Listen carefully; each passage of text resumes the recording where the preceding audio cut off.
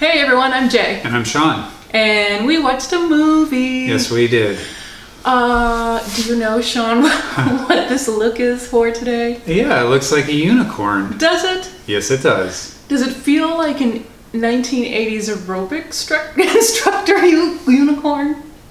Yes. A little bit. That was bit. Totally unintentional. Okay. I have terrible taste. This is not a makeup channel. You could tell. But I did it in honor of our friend Xinia, who is giving out unicorn vibes all day long. We love her. I wish I could do a more fitting tribute to you, dear. But boy, have we got a movie to review. And even unicorn-loving Xinia has likely not seen it. Odds are, yeah. Surprise us if you have. It's called Killer Unicorn. So let's just straight up say, this movie is not about me. I'm a very friendly unicorn. I think unicorns, are wonderful. I'm all for the unicorn. But apparently we've been believing them at their own word what their reputation is like out in the magic land. And they're not all so nice. Well, in fairness to unicorns, this is just a guy in a unicorn mask. Okay. True. I guess, yeah, the jig is up. So, it is Brooklyn we're dealing with. Danny, played by Alejandro La Rosa, is a bartender and a reformed party boy. We know that he used to go out and have a good time all the time, and now he doesn't. For the past year or so, all his friends drop by and invite him out, but he won't go. He is not interested in going out anymore. He's got some trauma in his past, and he is afraid.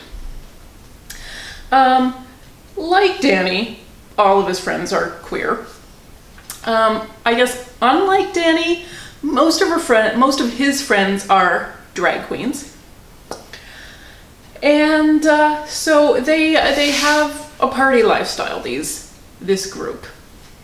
Lots of parties every night of the week. So much so that when it is discovered that a serial killer is on the loose in the gay district of Brooklyn, wherever that is, and please let us know if you know it, they still don't stay home. No, they're not going to give in to the terror. They still don't stay home. So I am willing to bet these people are not giving in to COVID either. No. And not wearing a mask. No, unless it's a unicorn mask. And I get it. You don't, I got glitter lips on.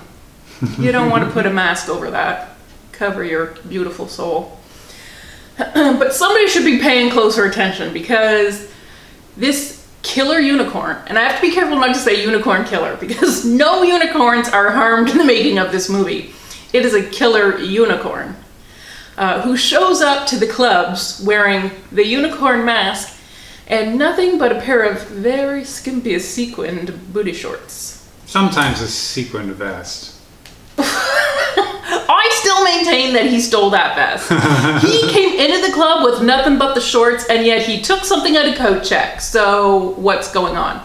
Was it coordinated with his bottoms? Yes. But was he the only one who could show up in a pink puffer vest? No. I doubt it. No. Not in this crowd, honey. Anyways. So this unicorn is real angry and real slashy. Not just slashy. I must say there were just a plethora of different kill scenes. The sadistic mind of writer José Álvarez has come up with quite a few new ways to die. And, relies on some of the old standbys too, of course. How can you not? There is nothing about this movie I liked. I mean, I especially didn't like the way they denigrated the good unicorn name. A unicorn dragged who... it through the mud. Burps, glitter, and toots rainbows, and you are going to desecrate that holy definition of the unicorn, please. You could have picked anything else. It's true. Deeply disturbing. Danny's friends are so stupid. Yes, they are. So stupid. There is a serial killer on the loose. They know he's picking off their group of friends. And yet, even if somebody texts you unicorn, knife, you still show up. I mean, that is practically a confession. And yet they're like, well, what if he's hot? Because that's the thing about Mr. Unicorn Killer. Killer Unicorn, excuse me. Apparently, people like what's in those booty shorts, guys, because he lures a lot of people suspecting. These people are not unsuspecting. They should be totally suspecting. Yep. And yet, the thing about the writer, José Álvarez, who also plays PuppyPup, Danny's new boyfriend, is that he can't write. It is a terrible thing that he is the writer of this movie because he cannot write. Egregious sins against dialogue. Just terrible. But the kind of good thing about that is that Drew Bolton, who directed the thing, has assembled a cast of people who can't say dialogue. They cannot say one sentence that is believable, not one the whole movie. It seems impossible. Even some sentences that are like, ah, and hey, none of it is believable. And yet we bring these guys in the middle of a serial killing spree to the Brooklyn Annual Enema Party. Wouldn't want to miss it. That's okay, but they can't ask each other to go out for coffee and sell it. Well, my goodness, guys. I don't know how we made it through this movie. Apparently José Álvarez wrote this thing with all of his drag queen friends in mind. Ruby Roo, Lady Havok, Matty Glitterati, Riffy Royalty, Merrie Cherry is in it, Isis Vermouth, a lot of people, and yet none that you've heard of. There's a reason. I really think that when RuPaul has gone to New York City on many fishing expeditions, turns it upside down and shakes out all of the talent, and these are the dregs that are left behind. They are not even the first ones out at RuPaul's Drag Race. They will never make the cut. Their makeup skills are worse than mine. I said it. I said it. Hey. I just think we're getting very personal here. Well, you made it sound like that is the ultimate insult to say somebody's worse than me. That's what people heard, Sean. Oh, no, that's not what I meant.